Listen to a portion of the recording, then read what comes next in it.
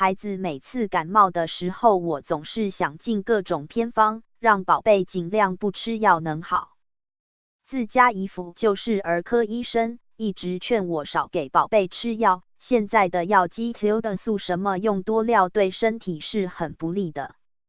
也用过很多偏方，像冰糖雪梨、川贝雪梨，说真的，对我宝都没有很明显的作用。因为我们往往不知道孩子是热感冒还是冷感冒，前段时间宝贝感冒弄料大半个月都没全好。